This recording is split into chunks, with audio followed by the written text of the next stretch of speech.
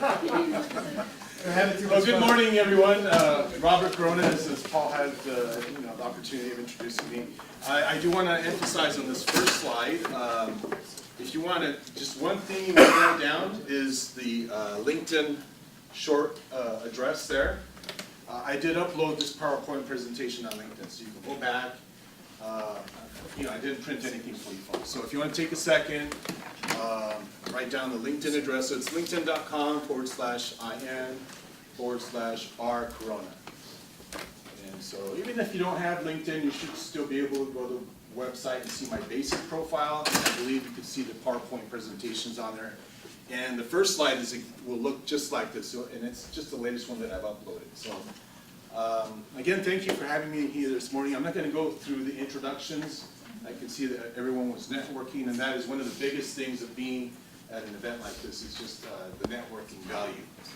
So I have a background of specializing in not only business consulting, but specializing in international business, like Paul mentioned, importing and exporting. So I have a lot of great sources of information. Some of the things might be a little dry, so I'll go through them quickly. Others, please feel free to interrupt me, and I'll answer the question and try to make it a little bit more interesting for you, okay? So we'll start off with Paul's favorite topic, and that's the STEP program. And this is a federally funded program. Have you talked about this yet, Paul? No. STEP program? No. No? Okay, all right.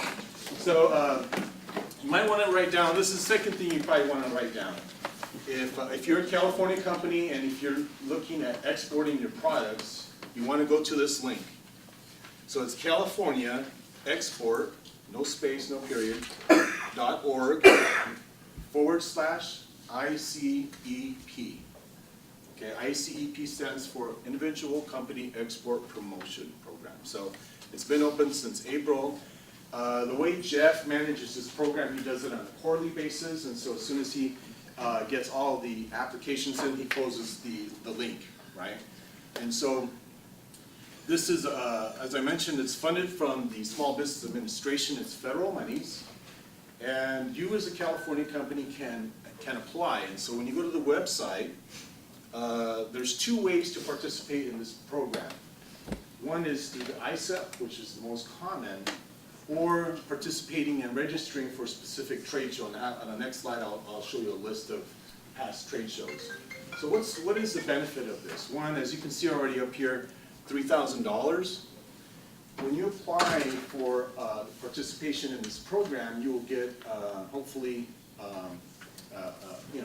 approved. And what that means, part of your application, you're going to tell them, part of the program, I should say, you used to tell us how you're going to spend your money. So you're going to come up with a simple budget of $3,000. So let's say you want to translate your website for Asian market, and it's going to cost you $800. So you put that in a little very simple spreadsheet format. $800 website translation. $2,000 for a booth at a trade show in X country. A couple $100 for shipping samples, right? And so your total is going to be $3,000. So the way it works is this is what you plan on spending, and this is what you're telling us in the application. So when you get approved, what do? You do your translation on your website pages, you go to this trade show, and then you would submit those receipts, those expenditures to the district, and they cut you a check for the reimbursement part. Does everyone understand the concept of getting reimbursed? Mm-hmm. That's basically how the program works under the ICEP. Any questions on that? And I oversimplify it so you can just understand how it works. Go ahead, Paul. I'm not sure, there's been a lot of information today. This is getting reimbursed for $3,000 for developing your international business. Anything dealing with your export marketing efforts. And when you go to that website, you'll see there's like a list of eligible expenditures. So I know you haven't heard about it yet. I think you'll hear about it next week. Is this free Department money? of Commerce? Grants? Yes. No, it's SBA money. It's SBA in a form of grant. It is a grant at the end of the day. Is there a limit? 3,000. No, I meant limit number of people that can apply. It does, this year's award was $1 million. Well, with matching funds, it's about $1 million altogether, but Yeah. it's like anything else, you guys, it's like a drawer of money. When the money's gone, it's gone. So you have to feel compelled to say, man, I better apply for that. I want to develop a multilingual website, or I want to participate in a trade show. Or Gold Key program, which you'll hear about. And so Yeah. if you've ever traveled abroad and you go to the embassy, whether it's Mexico, China, they provide services for, US companies to enter into that market. And so they will charge you, for example, to set up appointments for you. It's called a Gold Key program. Well, that is a reimbursable expenditure, right? If you spend $800 to get, 10 appointments set up for you in Mexico, that $800 can't be part of your application. That's an eligible expenditure as an example. When you say California company, is that California incorporated or California physically present? DDA, California company, as long as you can, that's a great question, because this is out of the state of California. GoBiz, this application is actually filtered by the governor's office. There's some screening committee, and some of those members are part of the GoBiz office. And so one of the things they do is, and I know because I had one of my local clients actually not get approved because he was behind in his workman's comp payments to the state. So you have to be in good standing with the state of California. Minor thing, but if you're a new company and you haven't registered as a DBA with the state, you're going to have to explain the potential of your exporting. I'm not going to say you won't be approved, but that's a great question. Does that help answer? So you have to be on paper a California company, if that makes sense. So it could be a DBA as an incorporated, it could be a sole proprietor, or just Does that answer your question? The LLC. But yeah, it's a good question. And as I mentioned, the next slide is a list of various trade shows that they've done over the years. Hong Kong International Wine and Spirits Fair, I think, it's always in the fall. CMEF is next month, I believe. It stands for China Medical Equipment Fair. As you can see, so there's and what this means. So there's two ways to participate. One, by your individual company profile, an ISEP plan, or through the trade show participation. So what they've done is they've identified trade shows where they'll actually negotiate with the organizers and book 30 slots and call it a California pavilion. So you get a discounted rate and basically subsidized. So part of you being part of the California group going to that trade show is you just basically pay for your travel and your lodging going to and participating at that show. Does that make sense? So you would register to participate at one of these trade shows, as an example, and your booth space is paid for, but you're just responsible for, because some booths can be up to $10,000, right? But the state of California, they negotiate and then they take care of that cost for you. Again, you have to apply it. Go ahead. Well, I know we were going to talk about this first, but guys, this is real important. I'm thinking about people that mentioned, we talked about environmental, we talked about water, we talked about nutraceuticals, we talked about food. They all have trade shows. The state of California used to have their own division that had the California pavilions around the world. The federal government has stepped up with a number of states throughout the nation, providing them multi-millions of dollars so you guys can get the benefit of it. And now a question for you, Robert, I'm not certain. You could participate in the California Pavilion if you went to one of those shows. And I was thinking about the gentlemen that are involved in plastics, either at like the Paris Air Show or Medica in Germany. So you could either go to one of these shows or you can submit an application for another event. And that's how I started explaining. So this is a very short list. Everyone knows there's hundreds, literally hundreds and hundreds, thousands of trade shows around the world. So obviously if none of this is within, maybe not even your industry, that's when you would do the ISEP, and then you would say, yeah, we're paying for a booth, we're planning on going in October to the agricultural trade show in China or in India, right? So that's when you would apply for the ISEP. Would you Does that have answer to your question? Would you have to tie it to like a commerce one-on-one meeting? No, doesn't Do you have. have to have a booth there? Let's say if you choose not to have a booth. Whatever you're going to spend on that qualifies under as marketing expense, trade show related, it can be specifically the trade show, it can be for setting up appointments, it could be for translation, interpretation services, it could be for shipping samples, that all falls under marketing expenses.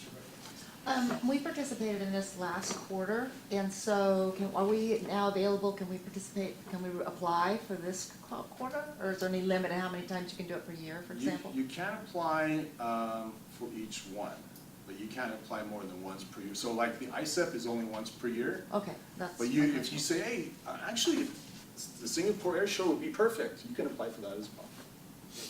But Oh, it's separate program under the it's same. separate from ISA? Yes. So Oh, there's the okay. ISEP application and then there's a specific trade show application. Okay. I still think it's worth vetting, don't you, because this time I just want to do marketing materials, whereas I participated in a different show. Does that make sense? Like I went to a show, maybe this time I just want to do marketing materials. We use it for certification and shipping samples, so the show would be different, so that it would be a So you different. did ISEP, Yes. we what, did that. for shipping materials and what else? We did it for certification reimbursement for South Africa, and, Okay. and, yeah, we did it for shipping samples. Okay. Combined together, 3,000. And great. it's a refund, you have to pay up front. Reimbursable. Just everybody know this, you don't have your check to do it, you have to pay for it. How long does it take to get? It went pretty quickly, we applied, I don't really remember exactly, but, It takes about 2 weeks to get yeah. back. And then you have to do other paperwork to get, like an invoice or something, I mean, there's some, They set you up as a vendor. yeah, there you go. I don't know, it was So all they these can- odd so they little can pay you. steps, but it all Yeah. worked out. So And they can pay you. and then you have to prove you did it, that's the other thing. So if you do it for a trade show, you have to take a photo that you were at that trade show. And we had to submit the example, the documentation that we shipped, and then the certification, compliance certification, you actually have to give them copies of that paper. You have to prove it happened to get reimbursed. Great. So you ISEP have is more once a specific- year, okay. Yes, so, yeah, if you have more questions, you can ask me, myself afterwards, or, what was your name, ma'am? Lisa. Lisa's actually participating in the program as we speak, so, let's move on. If there are any more questions on the STEP program, I know I'm gonna move on forward. Any other questions, general questions on it? Everyone has the link, you know how to get a hold of me if you have further questions, so let's just go to the next thing here. Things that I will touch on as well is export readiness assessment. It's an excellent tool to do a self-assessment. It was put together by over a dozen graduates. Great tool, I always use it for clients. We'll talk about what is the HTS number, why is it important to know that, how to find it, free trade agreements, we'll probably just go over that real quickly, how to find international trade statistics, and also market research. So those are the areas that we'll touch on real quickly here. The export readiness assessment, here's the link, and again, it's kind of long, but if you go and get the presentation, you can just click on it. And so it's basically 23 questions separated into 2 sections. One is for company readiness, and then the product readiness. So it's the way they set it up is like multiple choice for each question. And so based on how you select that multiple choice answer, it builds up a profile, you print it for yourself, and it just helps you with those blind spots that you have not thought about, that you were not aware of. And it's a great kind of outline, a resource to even show you if you're ready as a company, and then the second part as far as your product, okay? Excellent little tool. And I think I did a snapshot, yeah, here's an example of how it looks like when you're going through the questions. Again, as I said, the first 13 questions on the company readiness, and the remainder ones are on product readiness. So, great tool, I always use it with clients. Any quick questions on this? It's an excellent resource, so I wanted to show you guys this quickly. Harmonized tariff schedule. This is one of the things when you're dealing with international business you really need to understand. David Harlow might have made reference to this because it's really important when you're dealing with trying to clear customs for a number of reasons. One, you got to have the right product. What duty are you going to be paying? and what kinds of regulations are you gonna be imposed with, right? So if you have the wrong HTS number, you might be doing it not only to the best of your benefit, but also be paying higher duty rates. So that's why you want to always find the right, correct HTS number, right? So I have three ways that I have personally, three resources that I've used over the years that help me in this process. So the first one is just like a quick search. I go in there, right? And this is the US Census website. The link's on there. And then I just click on search. And then I type in men's shirt, whatever it is, your product, right? And it brings back possible, results. If I find it quickly, I've done my job, And 95% of products have already been identified, have been classified. You can quickly find your HTS number. It's when it gets a little bit more difficult that you would then have to go to the other resources that I'll go over quickly. So what is the HTS number? What does it look like? The first two numbers is the chapter, and then the heading, and then, oh, this is a touch screen. This is pretty cool. And then it gets subheadings and so forth. So under NAFTA, under Chapter 19, as we were hearing earlier, is how do I know if my product will be even considered as made in USA? Well, under Chapter 19, the Rules of Origin, you will literally read, when you have the right number, how to actually reference that rule of origin so you can claim duty-free status. So that's why it's important to have the right classification from the get-go. Does that make sense? One of the things that I use when I can't find that men's shirt classification number, I'm scratching my head, no, this isn't quite it. I use the Customs website, U.S. Customs website. It's called Customs Ruling Online Search System. They call it CROSS, abbreviated. So what this means is that 5% of products that didn't have a classification or couldn't be easily identified, Customs has done what they call a ruling. And so you as a client actually send a sample of your product. It could be a wedding dress, it could be a widget, whatever it is. You send an application to get a ruling. So you're basically telling Customs, tell me what the classification is for this product. So those rulings are public information. And so this is where I would go and add a little bit more keywords and do some research, because more likely someone else has had the same issue as you have, and we can then, through the description, and I think I clicked the first one. I think I've done, wedding dress on this one. And as you can see, the words are highlighted within the ruling, and it describes in very great detail what the product is made of, whether it's silk, and what you thought it was, for example, and then basically what it's going to be. Pretty straightforward. Any questions on that? Yes, sir. What's that acronym again? CROSS. CROSS? C-R-O-S-S. What does that stand for? Customs Ruling Online Search System. Yeah. And again, this presentation is going to be available. It's already available online. If you go to LinkedIn, if you already kind of clicked on it, you can actually look at it. But yeah, I use this resources. I use it a lot. There's even a NAFTA filter. If you click that, it just shows you rulings that are pertaining to NAFTA only.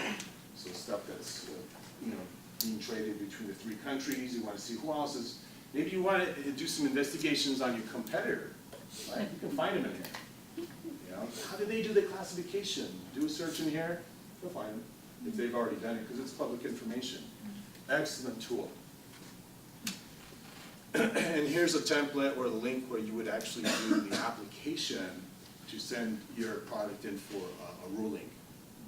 And I believe it's like 30 or it's definitely under $100. It's not thousands of dollars. It's not something that's very expensive. It's definitely, I can't remember if it was 30 or 60. And I don't know why the big difference in my mind, but I have clients that do this all the time because they're importing stuff from China, and the tariff numbers or the classification number they're trying to assign to the product isn't quite right, so they request a ruling on their product. Okay, So, any questions? All right. I don't want to go too fast, but I want to make sure I answer your questions. This is public information. Go ahead, sir. Well, I think it's important to let you guys know that there are resources available to help you with that through SBA, through our EOT network. We gotta make sure you get it right, because there's a lot of implications of getting it right. So, anything else? This is right from the Customs website. I looked at it last night. You know, these are the existing agreements that we have with 20 countries, 14 trade agreements. Why is not the new, what is it, US MCA on there? Because it still hasn't been ratified, right? Customs only deals with what's real, what's, you know, active. So, again, just a quick reference. All that stuff is on their website. If you want to look at the rules of origin under NAFTA, again, I do training on that, how to not only do the documentation, do the assessments, how does it work with the free trade zone, all that kind of stuff. Now, as far as trade statistics, I have 2 websites. Great websites. Export.gov is a free U.S. Department of Commerce resource.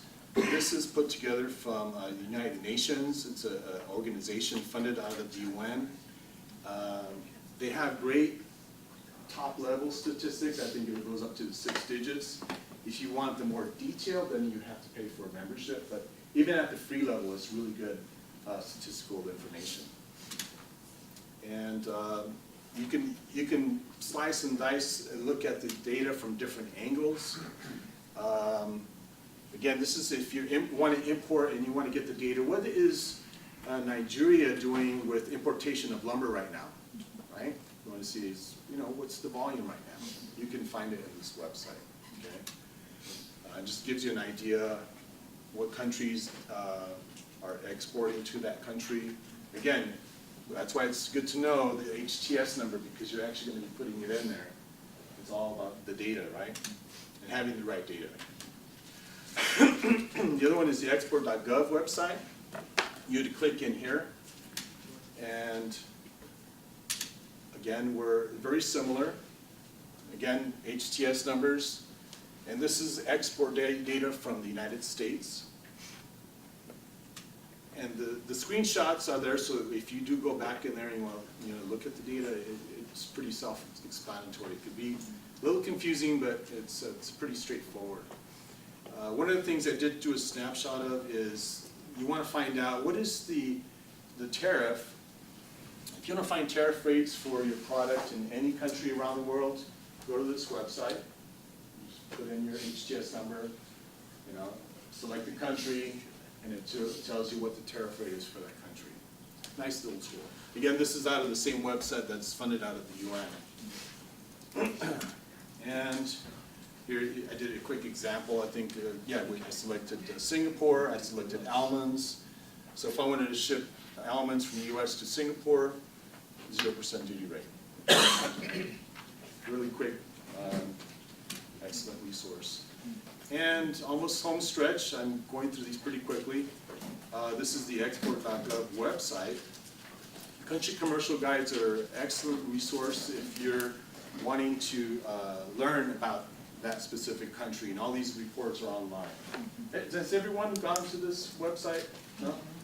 It's put out free of charge by the Department of Commerce. And if you need to do your due diligence, you need to do your research. And so these reports are several hundred pages. You're looking at Nigeria, what it is, it'll tell you the business climate in there. What's the primary language? It'll tell you the do's and don'ts from a big picture, and excellent information. And it'll give you some context in the country. I don't know if you're gonna get through this, but for those of you that have a company, you've done your market research, excuse me. You've done your market research, you know how to do it here, right? You know where the customers are, who they are, where they are, how they are. And now we're talking about developing your attack or marketing approach for the world. And Robert, I want to drill down just a little bit with you, as we've done in the past. So first you have the code, right? So it's a tool that you can use to help measure what's being exported from America now. And for example, when I wrote an international plan for a big company I was working for, use public and private information. You know the lock industry, so you know the associations, you know everybody's in a business here, but then what can you add to that? So for example, with that code, that's so cool, guys. You can extrapolate what countries bought the most locks this year, and you can trend it. Again, we go to export.gov, you can back it off for the last 5 years, who's growing, who's going down, marry that up with your personal knowledge, and it helps you. But the other part, and I don't know if you were going to go into it, is with the other one, that's all well and good. We know where we're growing or not growing, we got that. But who is selling them? And who is growing? That's So- even more knowledge, you know. So, I don't know if you're going to get into that. well, yeah, it's the industry reports and then the top market. So, to your example, the security industry, you might want to look at any security industry reports. It'll tell you the whole makeup, the forecast of where the technologies are, where the leading countries in security, who are the movers and shakers. So that's what your industry report, they call them industry solutions now, but they are industry reports before. But you can even drill down to actual dollars of sales that have left America, where they've gone, and then you could zero in on the markets. See, when I was international sales of custom building products, so we chose the second tier markets, not the top tier, because then people were fighting over market share at the top. So what countries are growing, Yeah. and with what products, and what other countries are selling into those markets now? Africa's a perfect example, right? We know they're buying a lot from China, right? So you can drill down and find out who, what, where, and how. And we have resources to help you get through that journey. So, thank you, sir. Thank you. I have what's so important. So basically what Paul was talking about, part of your business plan, your outline is you want to start articulating all these resources and information into your plan. That's, these two key websites will get you through there. So it's developing a knowledge of how you can get through It's those. not the funnest activity, but it is important, doing your due diligence. So yeah, this can be frustrating sometimes. And aside with also finding partners international, I just kind of, there's hundreds of ways to find contacts right now with Alibaba, and in fact I think the next link I have is Compass, but it's all about finding that next customer. How do you find it, right? You always have to be looking out for opportunities, you advertise, go to shows, look at catalog shows. It's all about the networking. One of the things I like using is Compass. Anyone ever use this website? Is it new to everybody? Okay. It's a great resource. It's free, and just like any other online directory, you can actually select by country. Let's say if I just want to look within India or a specific country, you would just type in either a keyword, security products in Nigeria, and it will tell you if there's any associations. It's all keyword based, so it's free. You still have to vet them out, see if they're legitimate, ask for the resources, then implement your qualification activities as far as doing your due diligence. So, and I think that was it. I try to keep it, within 30 minutes.